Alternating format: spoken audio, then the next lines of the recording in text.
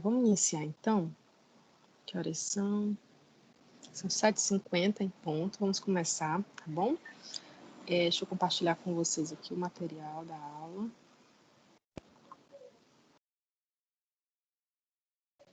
Inclusive, coloquei aqui no Teams. Vocês estão vendo aí a minha tela do Teams, né? Nós estamos aí na aula 9, essa 9ª aula. Vamos falar um pouquinho hoje, na verdade, a respeito do juiz, da participação do juiz e do Ministério Público no processo, tá certo? Eu coloquei os textos para vocês lá no AVA, tá bom? Vocês podem dar uma, por favor, leiam com atenção, com cuidado. No final dessa aula aqui eu vou falar novamente para vocês aí o roteiro da prova, que vai cair na prova, tá certo? Quais são as matérias que vocês precisam prestar mais atenção, tá bom? A prova já está pronta, já dei as instruções semana passada. No final da aula eu retomo novamente e frisei o que for mais importante em relação às instruções para a prova, tá bom? Vamos começar então. Nossa aula de hoje, então, basicamente, a gente vai...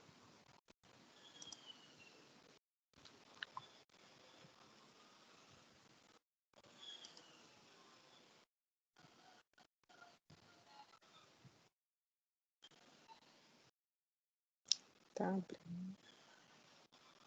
não vai mais do que isso. Pronto, perfeito. Então, nossa aula de hoje, vamos falar um pouquinho a respeito dos sujeitos e partes do processo.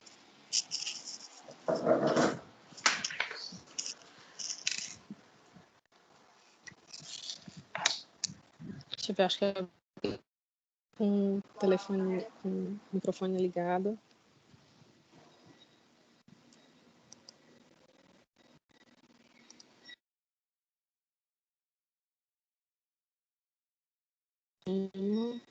Prontinho, vamos começar.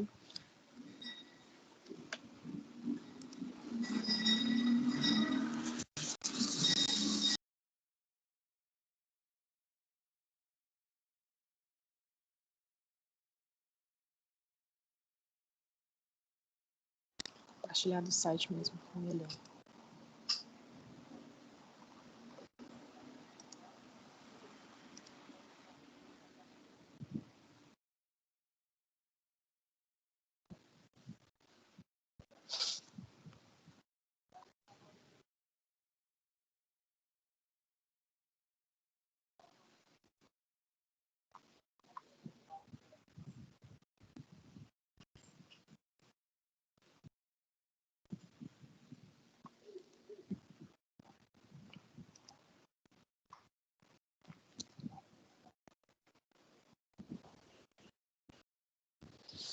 Ok, vamos lá. Conteúdo mais tranquilo. Isso é basicamente para a gente ver quais são os deveres, a gente entender um pouquinho como é que funciona o disciplinamento jurídico dessas duas partes, tanto o Ministério Público quanto os juízes, tá certo?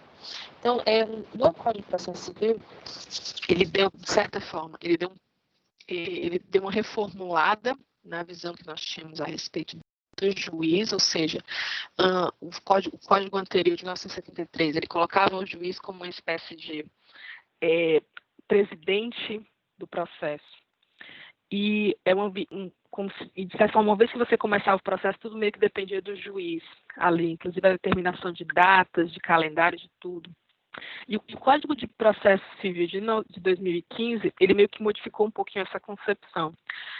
O juiz ele passou a ser visto como um presidente, mas num sistema de cooperação. Porque o juiz, de fato, ele tem ali o munus público, ele é o servidor público que está ali para conduzir o processo, mas ele não é o mais interessado no processo. Os mais interessados no processo são as partes. Então, é justo que as partes elas tenham um pouco mais de autonomia, e basicamente foi isso que aconteceu no Código de 2015. Então, por exemplo, uma das grandes modificações é a possibilidade que agora as partes podem decidir o calendário processual. Isso não é uma coisa que só o juiz vai decidir. As partes também podem decidir qual seria a melhor data para uma audiência, por exemplo. E elas podem fazer isso já no início do processo. Então, o juiz, ele é o presidente, ele conduz os atos, ele determina quando é que as coisas vão acontecer, mas ele aceita a cooperação, ele deve aceitar a cooperação das partes, porque as partes são as mais interessadas naquele processo. Então, isso fica muito claro dentro da nova perspectiva no Código para o Processo Civil. Então, quando a gente fala de sujeitos, falando não apenas das partes, mas a gente está falando também daquelas pessoas que interferem no processo. E aqui, no caso, a gente tem o juiz e o Ministério Público. O juiz, ele é um sujeito, ele está ali, ele tem que estar presente no processo para que o processo ocorra. E o Ministério Público também pode ser um sujeito do processo, tá certo? A gente vai ver que algumas causas onde o Ministério Público, a presença do Ministério Público é requerida, não tem como você conduzir o processo sem a presença do Ministério Público. Além de outros servidores da Justiça, né, como o diretor de secretaria, o escriturário e tudo mais. Quais são os poderes, então, que o juiz tem diante do processo? Novamente, nessa nova perspectiva processual que a gente tem após 2015, o juiz ele é visto como o presidente do processo, mas ele é um presidente cooperativista, ou seja, um sentido de cooperacionismo, ou seja, as partes cooperam com o juiz na condução do processo. Mas ele tem alguns poderes específicos para que ele possa conduzir o processo de forma que a sua autoridade seja respeitada. E é exatamente aí que a gente vai tratar, aliás, dentro do Código de Processo Civil, é aí que o Código de Processo Civil vai conceder esses poderes, vai delimitá-los, vai especificá-los, para que o juiz possa exercer a sua atividade da forma mais tranquila e adequada possível, tá certo, pessoal? Então, muitas vezes uma parte está exaltada no meio do processo, você vai para a audiência, eu já vi audiências assim, né? A parte chega lá exaltada, querendo bater na outra parte, e o juiz vai e determina que a polícia prenda a pessoa que está ali fazendo aquele tipo de arruaça dentro do... Ele pode fazer isso num processo civil? Pode. Ele tem poderes para isso, exatamente para tentar manter a ordem do recinto, para tentar manter a ordem do processo, tá certo? O juiz pode mandar, por exemplo, desentranhar uma prova, ou desentranhar, tirar do processo algum tipo de petição que não colabora para o processo, que está ali realmente foi colocada de maneira intempestiva, a parte não respeitou os prazos processuais, porque o juiz ele está ali para ordenar e para garantir que o processo está sendo conduzido de maneira correta, sem nenhum tipo de nulidade, sem nenhum tipo de abuso de direito. Então, essa é a tarefa do juiz, mas para exercer isso, ele precisa ter alguns poderes, tá certo? Se vocês puderem abrir, por favor, o artigo 139 do Código de Processo Civil de vocês, por favor. O artigo 139 do Código de Processo Civil, ele vai indicar exatamente como é que o juiz deve dirigir o processo. Então, ele tem que assegurar às partes igualdade de tratamento. Ou seja, se uma parte teve a oportunidade de se manifestar, a outra deve ter a mesma possibilidade. Se uma parte teve acesso a alguns documentos, o documento tem que ser imediatamente disponibilizado para a outra parte. Então, garantir realmente que nenhuma das partes tenha privilégios, uma em relação à outra. Então, isso é um dever, uma tarefa que o juiz tem para si. Ele precisa assegurar realmente uma igualdade de tratamento. Ele tem que velar pela duração razoável do processo. O processo precisa ter, isso é até difícil a gente falar isso, né? Acho que os juízes que eu conheço sempre falam disso. Você tem 4.000 processos para julgar. Como é que você consegue velar pela razoável duração do processo? É muito difícil, é muito complicado. A gente tem um déficit realmente de juízes muito grande no Brasil, especialmente nas comarcas do interior. E em virtude disso, muitas vezes o processo acaba se prolongando muito mais do que deveria. Né? Uma coisa que poderia ser resolvida em 1 ano, no máximo, acaba demorando ali 3, 4, 5 anos, às vezes. Né? Mas o juiz ele deve velar pela duração razoável do processo. Então, trabalhar em horas determinadas, garantir realmente que o processo vai ser conduzido e ele vai ter um fim. O processo não pode durar a vida toda, né? Quem é advogado, a gente sabe, né? Quando a gente está advogando, se o nosso processo cai em uma determinada vara, a gente já fica meio triste, às vezes, porque sabe que muitas vezes o processo não anda naquela vara, e uma outra vara, por exemplo, isso acontece muito especialmente nas varas de família. Algumas varas acabam sendo mais rápidas, os servidores acabam sendo mais rápidos do que outros. E, às vezes, um processo deveria ser muito simples, deveria demorar um tempo não um tempo razoável, acaba ficando ali por 2, 3, 4 anos, né? É um tipo de situação inadmissível. E muitas vezes o advogado ele não quer se indispor com os servidores daquela vara, com o juiz daquela vara, e muitas vezes não fala para a corregedoria. Então, é muito importante mudar essa mentalidade, que você também é parte do processo, é do interesse do seu cliente, quem está te pagando é o teu cliente, é do interesse do seu cliente que o processo siga em frente. Então, às vezes ir à ouvidoria, procurar a corregedoria realmente, para tentar descobrir o que está acontecendo que os processos não andam nessa vara. Então, partindo exatamente desse artigo 139, inciso 2, o juiz ele deve zelar pela duração razoável do processo. Prevenir ou reprimir qualquer ato contrário à dignidade da justiça e indeferir postulações meramente protelatórias. Então, o juiz ele tem esse poder, ele também pode fazer isso, de, por exemplo, certificar-se que os atos que estão sendo praticados ali dentro do processo, eles são todos lícitos, eles são todos legais. Então, os documentos que estão ali dentro do processo são documentos verdadeiros, tá certo? Se for detectar algum tipo de documento falso ou com algum tipo de falsidade documental, o juiz ele deve mandar retirar esse material de dentro do processo o mais rápido possível, tá bom? Da mesma maneira, o juiz também pode indeferir petições que só estão ali realmente para atrasar o processo ainda mais. Então, você vê que a parte realmente só está tentando atrasar o processo. Quando, por exemplo, a parte faz ali uma petição imensa para contestar uma frase ou para, sei lá, já vi disso, né? Às vezes o advogado junta uma petição ali só para falar mal, às vezes, dos servidores da justiça e tudo mais. O que é que isso interessa para o processo? Não interessa para o processo. Então, você vê que é realmente só mais uma coisa para o juiz mandar abrir vistas para a outra parte, aí lá se vai um mês. Aí, se tiver o Ministério Público na história, manda abrir vista para o Ministério Público, lá se vai mais um mês. E aí o processo fica sendo protelado. Então, o que adianta esse tipo de coisa, né? É até incompreensível, porque acho que todo mundo quer o fim do processo, mas a não ser que você seja o réu, né? Também como poderes, em relação ao poder do juiz, a gente pode citar o poder de polícia, tá certo? O juiz ele pode requisitar força policial mesmo. Ele tem que garantir, especialmente no caso do processo civil, o juiz ele tem que garantir a ordem do processo. Então, ele tem que garantir realmente que o processo ele vai acontecer seguindo a legislação, seguindo os ditames jurídicos, e que o processo vai seguir de acordo com a ordem. Ou seja, que as pessoas vão se apresentar e vão colaborar com o processo, vão participar das audiências de maneira correta, obedecendo a ordem, obedecendo a autoridade que está ali presente, que no caso é o juiz, tá certo? Que está representando o juízo, tá bom? Então, muitas vezes você está no meio de uma audiência e está todo mundo falando ao mesmo tempo, né? E o juiz manda ali, calha a boca, ou caça a palavra de um, caça a palavra de outro.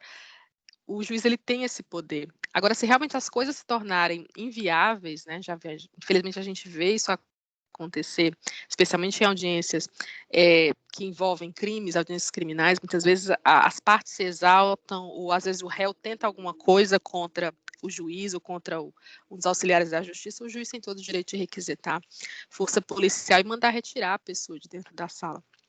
Tá certo? Isso é um garantia exatamente para que o juiz ele tenha autoridade para garantir a ordem processual, garantir que realmente a condução do processo vai ser feita da maneira mais correta possível.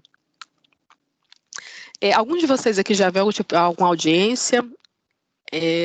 Eu ia até passar para vocês, porque a Justiça do Trabalho está fazendo audiências remotas, e você consegue assistir. Então, dá para vocês assistirem as audiências da Justiça do Trabalho, por exemplo, né? No Fórum Cláudio lá que eu ainda não tenho nenhuma notícia, não, mas das audiências trabalhistas é possível, sim, tá bom?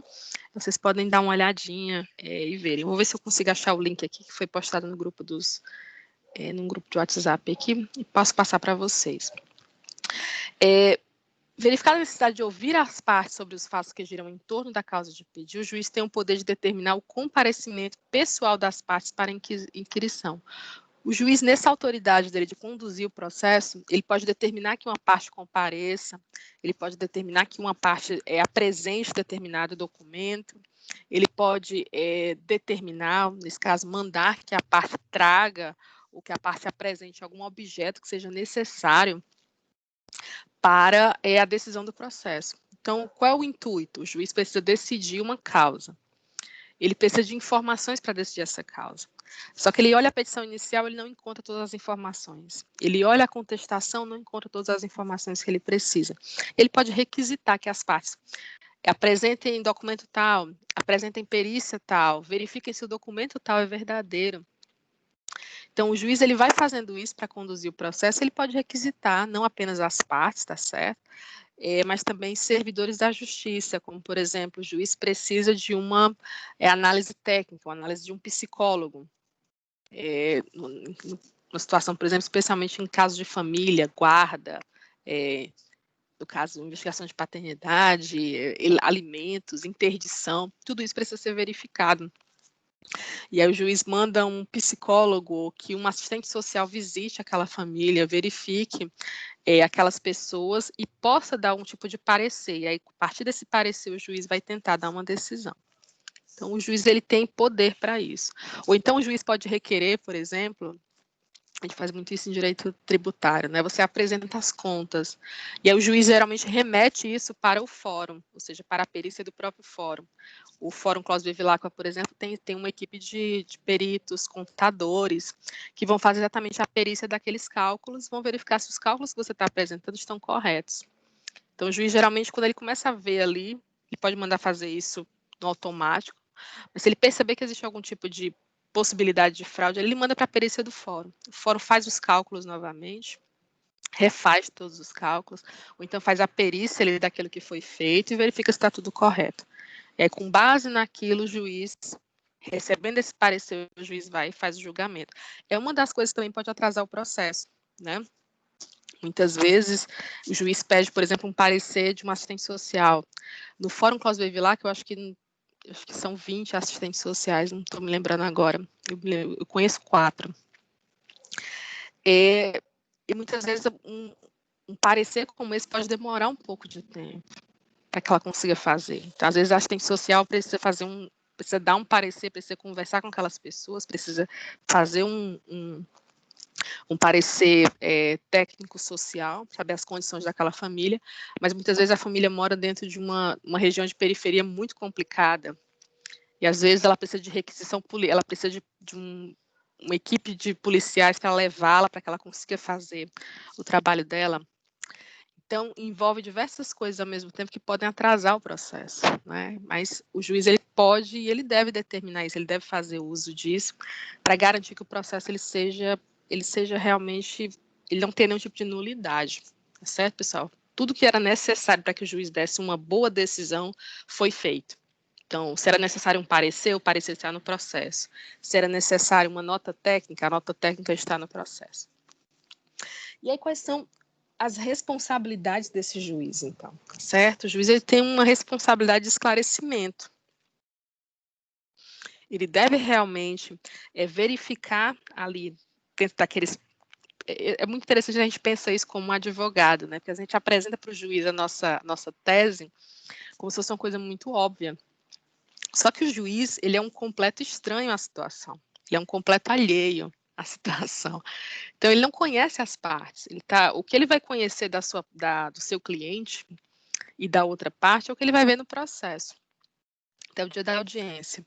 Então, o juiz lê a petição inicial. Se a petição inicial não da mesma forma como você escreve, ela não está muito clara, o juiz ele pode requisitar mais esclarecimentos. Ele vai tentar entender o contexto daquela situação. Então, por isso que é tão importante realmente você fazer uma petição inicial bastante detalhista, bastante correta, bem correta, né? Tentando realmente frisar os fatos mais importantes, explicar esses fatos da melhor forma possível. É muito triste você pegar uma petição inicial e ver que o advogado tropeça assim no próprio português. Isso é muito ruim, pessoal. É muito triste, muitas vezes, né? Eu disse isso uma vez, eu digo porque eu acho que é uma coisa até, de certa forma, comum. Acho que não sei se é o efeito das redes sociais. Muitas vezes a pessoa acha que está escrevendo e está se fazendo entender, mas na verdade não está. Então, assim, se às vezes você tem uma certa dificuldade com o português, você acha que você tem um tipo de dificuldade em português, não tem problema nenhum, corra atrás do prejuízo, entendeu? Vai em busca de tentar melhorar a sua escrita, de tentar melhorar o seu português, de tentar melhorar a forma como você escreve, porque às vezes você consegue escrever, mas você não, quando você vai partir para textos mais longos, onde você precisa escrever bem e se fazer compreender, e da mesma maneira, esse é o problema, né? Na hora que você está escrevendo como advogado, você também está tentando defender a sua tese, então isso exige estilo, exige um pouco mais de trato por parte do advogado. Então, assim, vocês são estudantes de direito, se você nota que você tem essa dificuldade, corra atrás do prejuízo. Então, tem cursos online que você pode fazer para melhorar a sua escrita, melhorar o português, corrigir vícios de linguagem que a gente tem, essa coisa do gerundismo, por exemplo, vou estar fazendo, estarei processando, é um tipo de situação, um tipo de coisa assim que acaba dificultando a própria compreensão, muitas vezes, das petições, né, da forma como você escreve. Então, dentro daquele material que o juiz vê dentro do processo, tá certo, pessoal? Ele vai tentar realmente entender o contexto daquelas provas, ele vai tentar esclarecer. Quando o juiz publica a sentença, ele, antes de dizer a sua decisão, ele faz uma espécie de relatório. Então, ele relata os fatos. Ele relata tudo que ele viu e ouviu das partes. Então, ele vai dizer, a petição inicial trouxe essas informações, a contestação trouxe essas informações, posteriormente juntaram essas provas. Ele vai explicar. Aquele relatório é o que o juiz entendeu do processo. Quando você lê aquilo ali, você entende. Nossa, acho que o juiz não compreendeu exatamente o que eu disse na petição inicial. Aí você pode colocar lá um embargo de declaração depois da sentença, se isso lhe prejudicar, obviamente, né? Mas o juiz, quando ele lê, ele vai tentar compreender de acordo com o que está ali, tá certo, pessoal? Então, ele julga de acordo com os autos. A consulta, o juiz ele tem o dever de constar as partes com relação àquilo que é controvérsia. Então, ele tem um dever realmente de procurar as partes, de perguntar as partes a respeito de questões controvertidas. Isso acontece especialmente nas audiências, tá certo, pessoal? A gente fala então das audiências, especialmente na audiência de instrução, o juiz pedir que a parte esclareça algum ponto controvertido, que a parte apresente algum tipo de prova específica. E o advogado ele tem que estar atento. Eu acho que o juiz, se existe algum problema aqui nesse processo, alguma questão controvertida, o juiz provavelmente vai perguntar isso na audiência. Então, você prepara o seu cliente para isso. Eu acho que o juiz pode perguntar sobre isso, esse ponto aqui é controvertido, essa questão aqui talvez precise de um pouco mais de esclarecimento. Então, talvez o juiz ele vá fazer essa consulta no momento da audiência ou ele possa vir a perguntar durante o processo. Tá bom, pessoal? Então, você é advogado, você tem perícia para isso, você já imagina, se coloca na cabeça do juiz, eu imagino que o juiz, se tem alguma coisa que o juiz possa perguntar, é isso, é sobre isso. Então, eu preciso que a parte providencie essa documentação ou que ela me explique. Porque o juiz vai querer saber, ele não vai conseguir dar uma decisão sem saber, sem esclarecer tudo que precisa ser esclarecido dentro do processo. A prevenção, o juiz ele tem um dever, tá certo, pessoal? De identificar algum tipo de defeito nas petições são colocadas dentro do processo. Então, por exemplo, quando você entra com a petição inicial, antes mesmo de o juiz analisar o mérito, né, ele lê a sua petição inicial já procurando algum tipo de problema na petição inicial. Você mandou para a comarca correta? Você mandou para o juízo competente? Vamos falar de competência na próxima etapa. Mandou para o juiz competente? É naquela comarca mesmo? É naquele espaço mesmo? Tá certo? É naquela cidade mesmo que você tem que entrar com o processo? Não existe um outro juiz mais competente? Não existe um processo parecido em outra vara?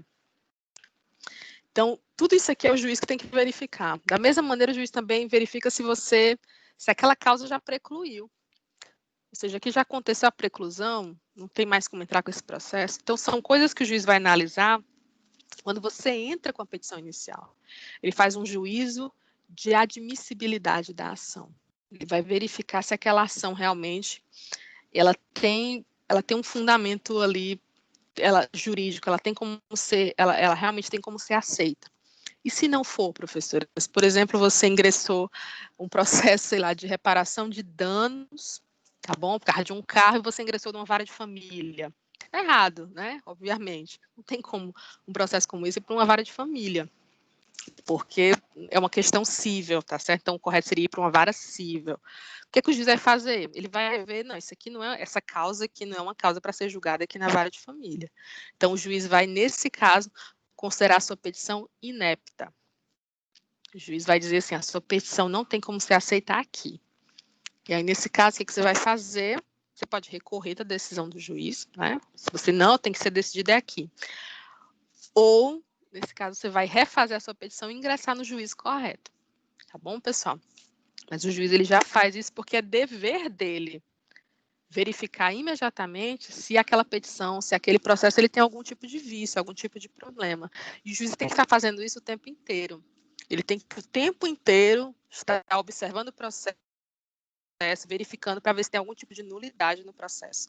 E se tiver uma nulidade, você pode detonar o processo inteiro, não importa onde é que o processo esteja. O processo está no STJ, foi detectada uma nulidade lá na primeira instância. Volta o processo todo, é nulo. Então, é uma questão muito importante e o juiz tem que estar atento a isso, tá certo? Para o juiz, acaba sendo uma pressão muito grande. Quando o processo sobe e que, por exemplo, a sentença de um juiz é reformada, para eles é uma coisa muito... Não deixa de ser um baque no próprio ego, né, na própria vaidade, mas, ao mesmo tempo, também é todo o seu trabalho, o trabalho ali de alguns meses, muitas vezes, alguns anos até, que de repente foi reformado quando chegou numa instância superior. Então, o juiz, conheço bons juízes, né? Eles vão realmente tentar verificar e sanar os vícios do processo o máximo possível, para garantir que o processo esteja sempre correto, não tenha nenhum tipo de nulidade, nenhum tipo de vício. O auxílio, o juiz ele deve prestar assistência às partes no sentido de reduzir os obstáculos existentes para a efetivação de direitos, os ônus ou os deveres processuais. Gente, essa coisa, o juiz ele deve garantir a ordem do processo. Ele não pode tirar da cabeça dele que o processo existe para as partes. Então, as partes são as principais interessadas no processo. Então, não faz sentido você transformar o processo num obstáculo para a parte. Assim, como se fosse um problema para ela e não uma coisa que, não um instrumento para a resolução de conflitos, para a resolução de problemas. Então, o juiz ele está ali realmente para servir, né? Então, a vara está ali para servir aquelas pessoas, o juiz está ali para servir as partes. Então, todo tipo de auxílio deve ser prestado. Isso é uma coisa muito, principalmente para quem é advogado, é uma coisa muito chata, né? Porque o advogado ele tem o direito, por exemplo, ele tem o direito de conversar com o juiz, ele tem o direito de ir até a secretaria. Muitas vezes, a gente tem inúmeros relatos assim, os colegas vão até determinadas varas, não conseguem falar com o juiz, ou o juiz nunca está presente, tá? Você nunca consegue conversar com o juiz, você nunca consegue despachar naquela vara, verificar como é que está o seu processo, entender como é que as decisões são dadas, ou entender por que o processo demora tanto. O juiz está faltando com um dos seus deveres, que é o dever realmente prestar assistência e auxílio às partes. Então, essa é uma das tarefas dele. Precisa ser cumprido, tá certo? Aquela ideia anterior do juiz como uma espécie assim, de todo-poderoso acima das partes, isso não condiz com a Constituição Federal de 88 e também não condiz com o novo Código de Processo Civil. Então, a gente precisa de juízes, se fala muito disso, né? Quando o novo Código de Processo Civil apareceu, se falava muito disso. A necessidade de juízes com uma outra cabeça, com uma outra perspectiva, de se colocarem realmente como servidores das pessoas, servidores da justiça, né? E aí a gente tem uma coisa que aparece no nosso novo processo, a questão da responsabilidade civil do juiz. Ele tem uma responsabilidade civil e ele pode responder civil e regressivamente por perdas e danos, quando não existe das suas funções e proceder com dolo ou fraude. Com dolo ou fraude.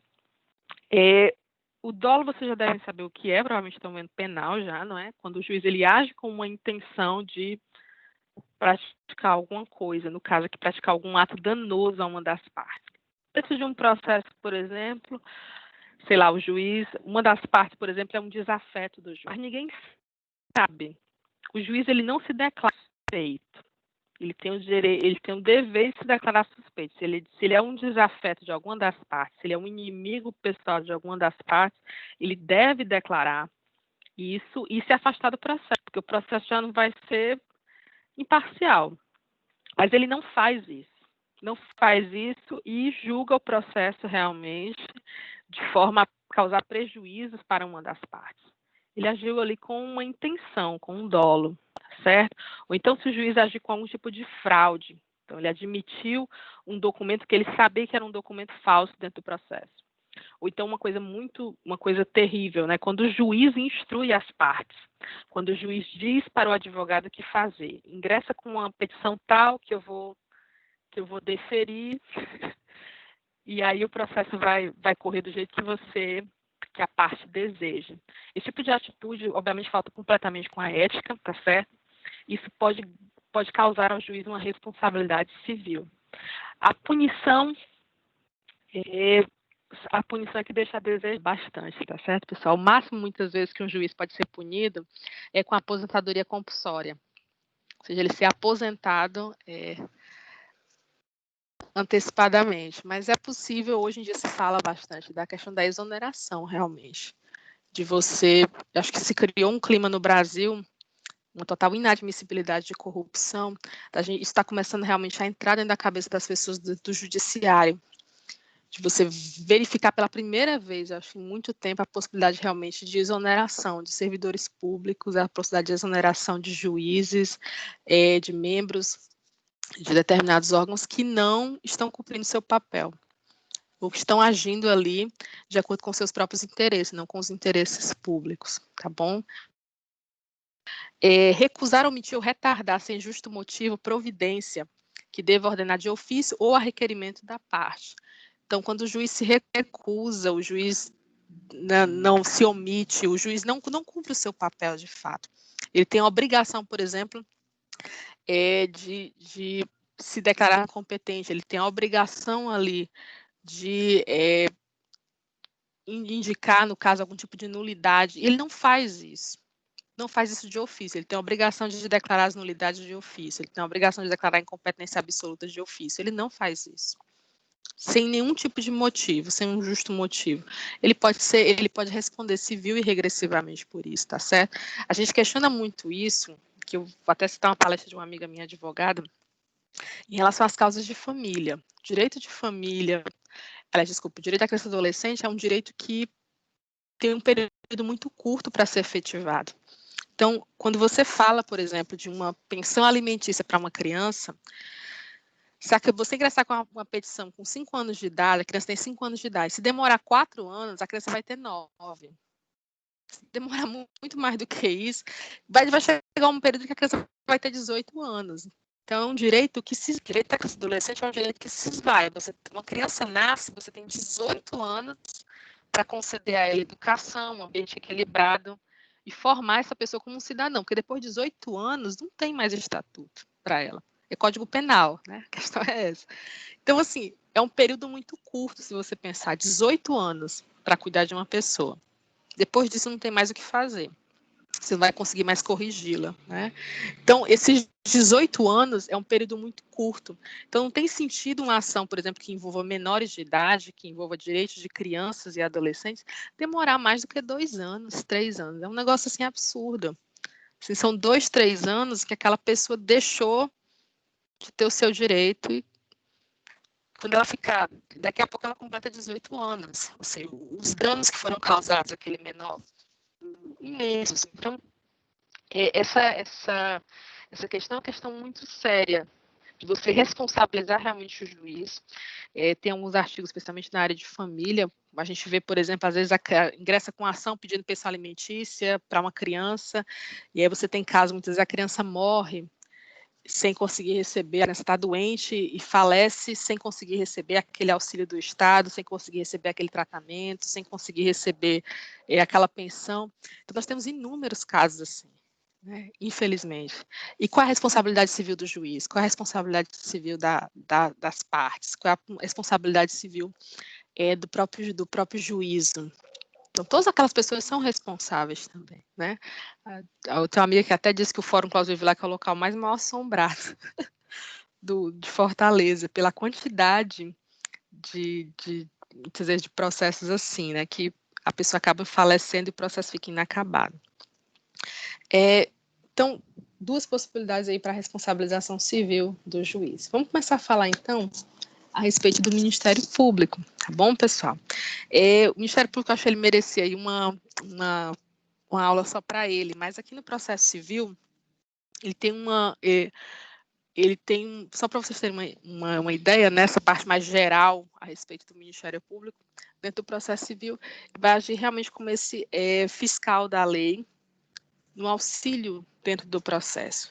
E naquilo que a gente falou na semana passada, que foi a substituição processual, ele pode substituir processualmente as partes e continuar como uma parte dentro do processo civil. Mas o Ministério Público acaba se destacando realmente na área penal, ou seja, quando a gente fala realmente da área criminal, da área penal, o Ministério Público ele tem um papel muito atuante, muito prolífico, assim, muito mais proeminente do que realmente, não que no processo civil não tenha, mas muito mais proeminente no processo penal, tá certo? O artigo 127 da Constituição Federal de 88, tá certo? Da nossa Carta Magna, ela diz que o Ministério Público é uma instituição permanente, essencial à função jurisdicional do Estado, incumbindo-lhe a defesa da ordem jurídica, do regime democrático e dos interesses sociais e individuais disponíveis. O Ministério Público, primeira coisa, ele é uma instituição permanente. Ou seja, ele é uma instituição, a gente vai ver daqui a pouco, ele tem uma independência, pessoal. Então, ele não depende financeiramente de governos, ele não depende financeiramente de agências privadas, não. Ele existe uma instituição permanente, ele tem recursos próprios, certo? E ele é fundamental para a função jurisdicional do Estado, porque o Ministério Público ele é o fiscal da lei. Ele é aquela pessoa que está ali verificando, né? Sempre tem uma pessoa assim, né, no mundo, está ali verificando para ver se a lei está sendo cumprida. Não apenas pelos cidadãos, mas pelo Estado, principalmente. Então, o Estado está realmente cumprindo a legislação? O Estado está realmente prestando os serviços públicos que devem ser prestados? Se o Ministério Público verifica que não, ele vai lá e ingressa com a ação. Ele tem o direito de fazer isso. Da mesma maneira, o Ministério Público é para a área criminal, né? Quando a lei é ofendida, e todo crime que acontece, todos os crimes, seja um assassinato, esses crimes eles ofendem a sociedade. Eles são um desafio à legislação. Então, o Ministério Público ele representa a sociedade para denunciar essas pessoas, dizer você está infringindo a lei, então você deve ser punido. Então, esse é o papel do Ministério Público, tá certo? Ele é necessário. Não realmente como você imaginar Poder Judiciário sem que haja esse fiscal da lei, sem que haja o Ministério Público. Se você tem esse perfil de pessoa que gosta de fiscalizar, de verificar se a legislação está sendo cumprida, tente concurso para o Ministério Público. São os melhores promotores, tá bom? O Ministério Público, então, ele tem essa autonomia, ele tem esse poder de autoadministração. Ele não depende dos governos. Um governo pode passar, pode ser um governo, pode vir outro governo, o Ministério Público continua, ele é uma instituição permanente. Ele se auto-administra, ele tem poder para criar seus próprios cargos, para abrir novas vagas, e da mesma maneira para extinguir também alguns cargos. Então, ele tem esse poder realmente de se autodeterminar, sem a interferência de governos, sem a interferência de autoridades do Poder Executivo ou Legislativo, tá bom? Isso vai ter, obviamente, uma autonomia financeira também. Então, os valores que são repassados ao Ministério Público, tanto para pagamentos de salários, tudo isso daí se depende de uma autonomia financeira da própria entidade, do próprio órgão. Tá bom? Da mesma maneira, as garantias do Ministério Público, ou seja, dos promotores públicos, promotores estaduais, promotores federais, tudo isso envolve a vitaliciedade, ou seja, uma vez que você passa no concurso a promotor de justiça ou para o Ministério Público Federal, para ser procurador da República, uma coisa desse tipo, você tem vitaliciedade.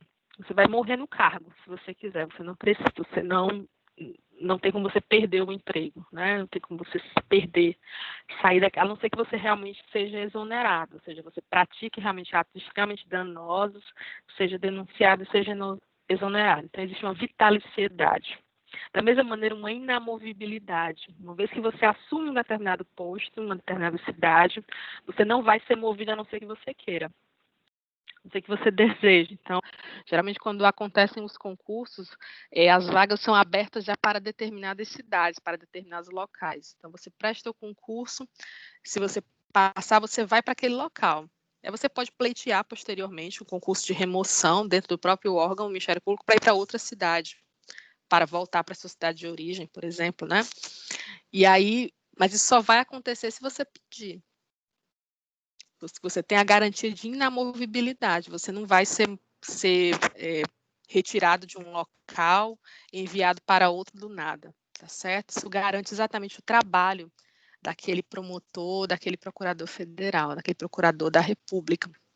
Imagina, por exemplo, no caso das ações da Lava Jato, tinha ali um procurador da República, né, o caso do Deltan Dallagnol, me lembro agora o nome do outro, eles estavam ali e ninguém ia conseguir tirá-los daquela posição porque eles são inamovíveis.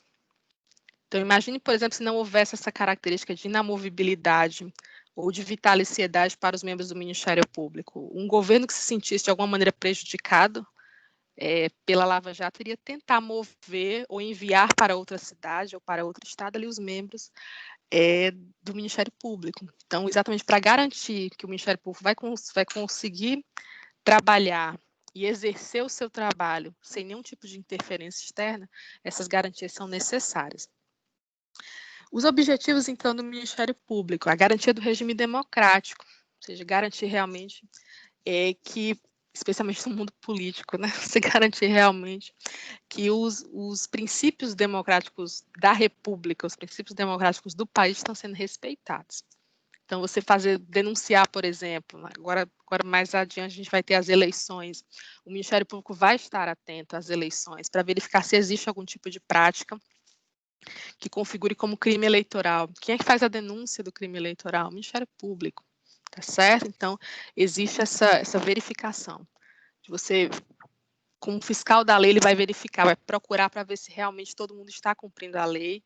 Isso garante realmente o regime democrático, garante realmente nós vivemos em um país que é uma democracia constitucional de direito, ou seja, uma democracia que vive sob a Constituição Federal de 88 e que é uma democracia que é regida por leis, não é regida por homens, é regida por leis, certo?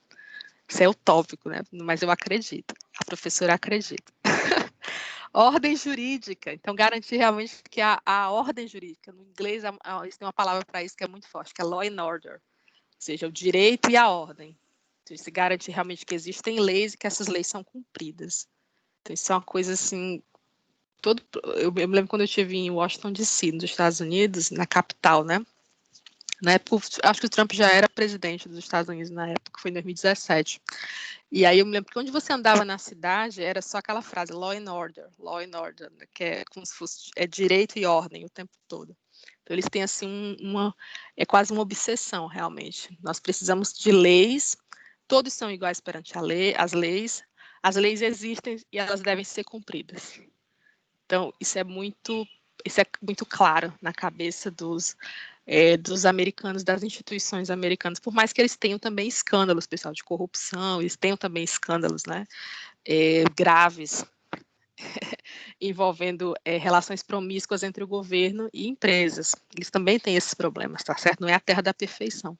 Mas no Brasil, muitas vezes, o que impera é essa ideia do jeitinho, de você dar um jeito nas coisas, dar um jeito de não obedecer à lei.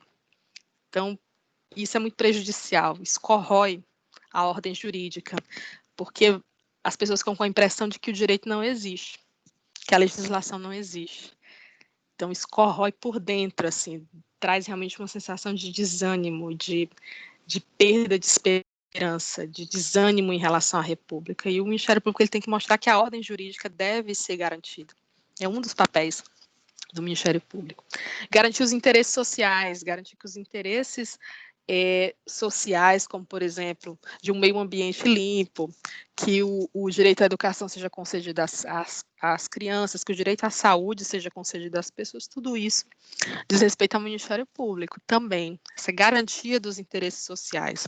Então, quando o Ministério Público, por exemplo, ingressa com uma ação civil pública, ordenando que a União, por exemplo, faça alguma coisa em relação ao desmatamento.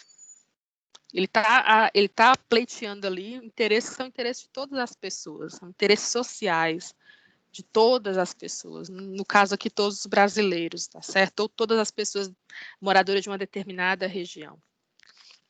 Da mesma maneira, o Ministério Público ele deve garantir que os direitos individuais indisponíveis sejam concedidos, sejam cumpridos. O direito das pessoas, realmente, que é o direito dos indivíduos, mas que pertence a todos os indivíduos. Então, o seu direito, por exemplo, a um regime financeiro justo.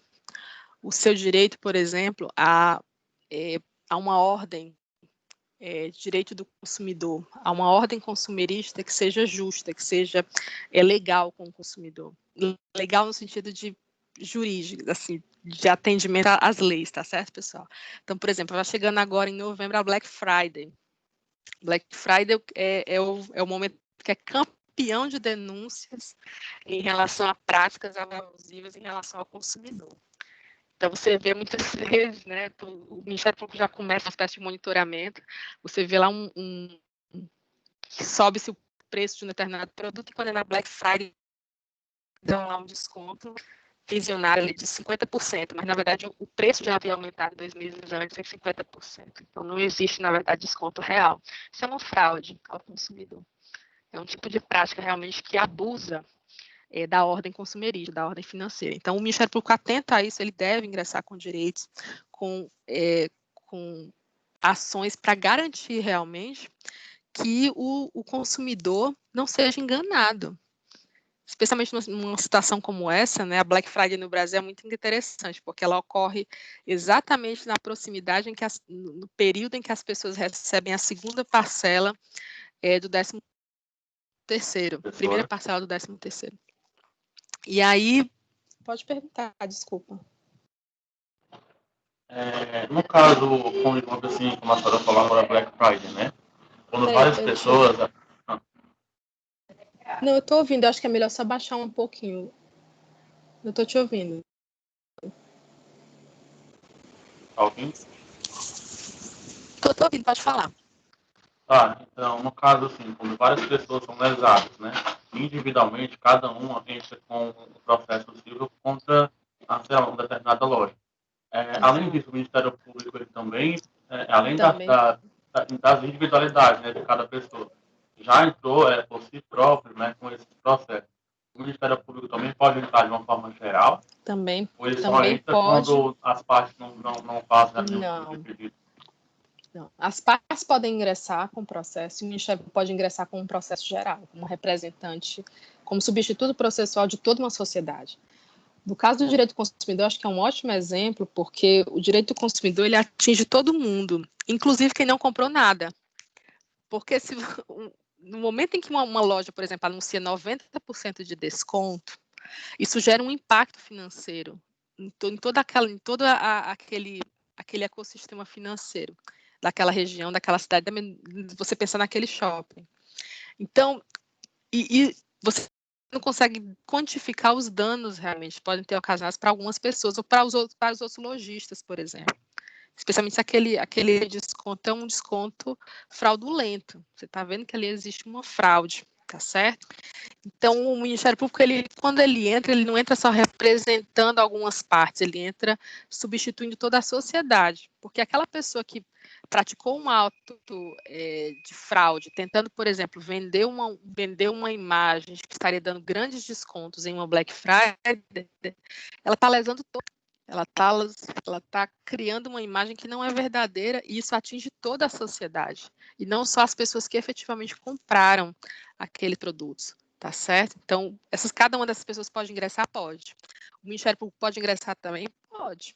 Sem nenhum problema. Ele pode ingressar também e impor ali um termo de conduta, tá certo? De ajustamento de conduta para aquela loja, ou até mesmo pedir uma multa, e essa multa é direcionada para as associações que protegem o direito do consumidor, tá bom? Black Friday, só o que vocês vão ver é denúncia. E vocês podem observar realmente o trabalho do Ministério Público, fica muito claro isso, porque no Brasil a Black Friday se transformou numa espécie de... já é uma das Black Fridays mais gigantes do mundo, tá certo? Só perde realmente para Black Friday americana e para Black Friday inglesa. Muito, muito, muito estranho isso. Mas no Brasil a gente tem uma prática estranha, porque nos Estados Unidos a Black Friday, ela ocorre na sexta-feira depois do Thanksgiving. E o Thanksgiving nos Estados Unidos é um dia de ação de graças. Então, é o dia que todo mundo se reúne em casa e vai agradecer por aquilo que recebeu naquele ano. No Brasil, a gente não tem isso. A gente só tem a Black Friday mesmo, né? E aí os brasileiros vão lá, eu fico com tanta pena, às vezes o pessoal recebe ali a primeira parcela do 13º e já começa ali a gastar tudo, né? Assim, completamente motivado por aquelas promessas ali, ou então aqueles descontos enganadores. Isso é muito triste, isso é terrível. Isso é um tipo de prática, realmente. A gente tem uma educação financeira muito pobre no Brasil. A maioria das pessoas sai do ensino médio sem nenhum tipo de educação financeira, não sabe exatamente como gastar o seu próprio dinheiro, não sabe como economizar, não sabe o que é uma poupança, não sabe investir, não sabe de nada, né? E aí você tem esses descontos Black Friday, a pessoa vai lá e pega aquele dinheiro todinho que ela, sei lá, poderia gastar ou economizar com outra coisa e se endivida. Né? A Black Friday, 2 meses depois, você vai checar lá o SPC e o Serasa, muita gente endividada. A quantidade de endividamento é uma coisa absurda no Brasil. Por quê? Uma educação financeira muito ruim, uma população que precisa crescer muito em termos de saber lidar realmente com o próprio endividamento, saber lidar com o próprio dinheiro, tá certo? E promoções enganadoras, muitas vezes. A pessoa acha que vai estar comprando ali um produto por um determinado preço, não olha os juros, não olha ali o que vai incidir sobre aquilo e depois se vê completamente endividada e sem conseguir pagar, né? Se bem que eu acho que a Black Friday esse ano vai ficar prejudicada por causa da pandemia, né? Mas vamos ver. O artigo 177 do CPC estipula que o Ministério Público deve atuar como parte, que a sua possibilidade de ação ocorre dentro dos limites previstos pela legislação. Ele tem o direito de atuar dentro do processo, ele atua como se fosse uma parte do processo. Ele está ali substituindo toda a sociedade. Ele não está bem como representante. Vocês lembram que eu falei na aula passada a diferença entre representante e substituto? O representante, ele representa o direito de uma outra pessoa, em nome dessa pessoa. Então, quando um pai, por exemplo, representa o filho menor em um processo, o pai ou a mãe, então ele está ali como representante. O Ministério Público não é representante. O Ministério Público é substituto processual. Ele substitui a sociedade em uma ação processual. Então, quando ele denuncia, por exemplo, um assassino, uma pessoa que cometeu um crime, ele está substituindo a sociedade, que não vai ingressar todo mundo com a ação, ele está substituindo a sociedade, ele ingressa com a ação, ele faz a denúncia. Da mesma maneira, numa ação como essa, de direito do consumidor, toda a sociedade foi lesada. Então, ele substitui a sociedade, ele está ali realmente em seu nome, tá certo? Pleiteando um direito, que é o direito social, por exemplo, a uma ordem consumerista justa. Então, ele vai ali e pleiteia. Então, ele age realmente como se fosse uma parte, como parte do processo. E aí, no artigo 178, que é um dos artigos mais importantes do CPC, vai dizer o seguinte: o Ministério Público, nossa, já é 8h49, o Ministério Público será intimado para, no prazo de 30 dias, intervir como fiscal da ordem jurídica nas hipóteses previstas em lei ou na Constituição Federal, quando envolver interesse público ou social. Tudo que envolve interesse público ou social, o Ministério Público tem que ser chamado, sempre. Mesmo que ele não tenha ingressado com a ação. Por exemplo, imagine que uma organização de proteção dos direitos dos animais ingresse com uma ação, por exemplo, para retirar um urso do zoológico de Canindé, como aconteceu há alguns anos. O Ministério Público tem que ser notificado, porque aquilo ali envolve um interesse público, envolve um interesse social, proteção dos animais. Então, ele tem que ser chamado para fiscalizar, para atuar realmente como fiscal da ordem jurídica, saber realmente se existe algum tipo de ilícito naquela situação. No caso de interesses de incapazes, então, quando você tem, por exemplo, um menor de idade, qualquer processo que envolva menores de idade, qualquer processo que envolva pessoas com algum tipo de incapacidade, tá certo? Pode ser um adulto, por exemplo, que não tenha plena capacidade dos seus atos. O Ministério Público tem que ser chamado. Ele vai atuar realmente para zelar pelos interesses daquela pessoa e dos menores de idade também. O pai e a mãe podem estar representando o menor de idade. O Ministério Público ainda será chamado para zelar pelos interesses daquela criança, daquele adolescente, certo? Litígios coletivos pela posse de terra rural ou urbana. Então, no caso aqui desses litígios coletivos, a gente fala muito disso em relação a questões rurais, o Ministério Público ele deve ser chamado porque isso interessa a ordem pública. O direito de propriedade ele interessa a ordem pública. Então, quando você fala, por exemplo, eu acho que um bom exemplo aqui no estado do Ceará seria do caso das ações para desapropriação daquelas casas ali perto do Castelão, quando já era uma coisa pensada, o projeto já existia há algum tempo, que o Castelão sempre foi pensado para ser reformado, né? Mas eles precisaram fazer a desapropriação de alguns terrenos ali, de algumas casas, e tinha pessoas que moravam ali há tipo 40 anos, 30 anos, né?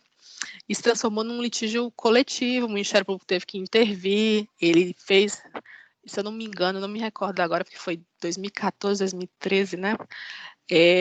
Ocorreram algumas audiências com a presença do Ministério Público para fazer realmente a verificação, a fiscalização, se realmente as casas estavam sendo avaliadas de maneira correta, tudo isso foi pensado, né?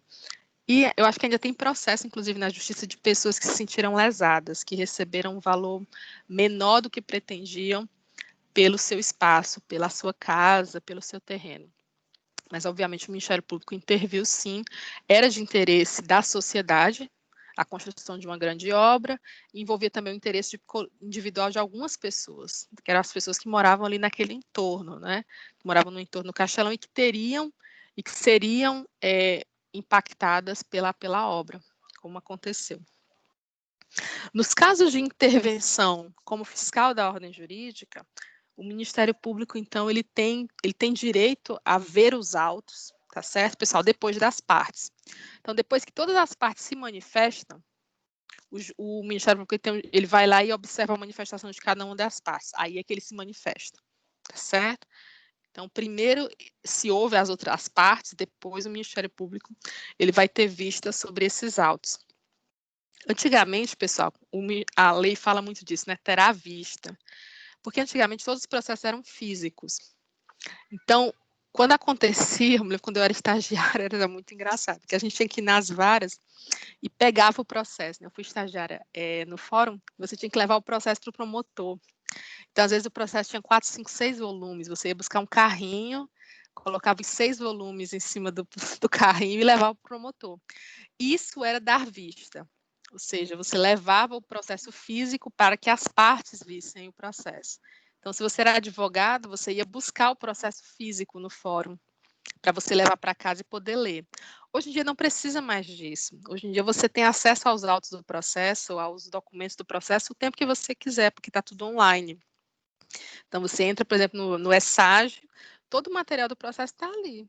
Você não precisa mais ir buscar o processo na vara, levar ali 4, 5, 6, 10 volumes para sua casa para você conseguir ler o processo. Não precisa. Tá certo? Você tem acesso ao processo ali online. Então, essa coisa do dar vistas é mais realmente você dar um prazo para a manifestação, seja do Ministério Público ou seja das partes. Porque visualização do processo, hoje em dia, é uma coisa garantida. Você consegue ver acessando o sistema online do tribunal. No caso aqui de Fortaleza, o Fórum Cláudio Vilar, que eu tenho um sistema ESAG, tá certo? Ele poderá produzir provas, requerer medidas processuais pertinentes e recorrer. Então, o Ministério Público, ele tem, como fiscal da ordem jurídica, ele tem todo o direito de fazer isso. Então, por exemplo, investigando, mas no caso penal, né? Investigando, por exemplo, a atuação de determinadas pessoas, pedindo grampos telefônicos, tudo isso é garantido ao Ministério Público. Ele tem o direito de produzir provas, de requerer atitudes, medidas processuais para a produção de provas. Então, o Ministério Público pode também fazer o seguinte, ele pode requerer que o juiz determine uma perícia do assistente social, ou ele pedir ao juiz que determine um parecer de um psicólogo a respeito do caso. Ou o Ministério Público pode determinar, pode pedir ao juiz que determine aí uma perícia nos documentos apresentados no processo para saber se eles são realmente verdadeiros. Então, tudo isso aí decorre, são consequências da sua atuação como fiscal da lei. ele deve garantir que a lei está sendo cumprida, então ele tem todo o direito de produzir as provas que sejam necessárias para nos certificar de que a lei está sendo cumprida. Pronto, acho que é isso. Deixa eu finalizar aqui, pronto. Pessoal, é o seguinte, eu queria só responder com vocês, tá bom? As questões do nosso fórum. Eu acho que a nossa aula foi mais curta, eu acho que vai ser bom para a gente tirar as dúvidas se eu responder as questões do fórum com vocês, tá bom? Então, se vocês puderem abrir aí, eu vou abrir aqui no próprio Teams, que eu acho que fica mais fácil para vocês. Vou abrir aqui as questões do nosso fórum, aqui no Teams. E vamos tentar responder todo mundo junto, tá bom? Porque eu acho que a gente tira as dúvidas e ajuda aí um pouquinho nessa lacuna de não poder dar a aula toda hoje, né? Deixa eu encerrar a gravação aqui. Qual é o fórum, professora? Fórum 9.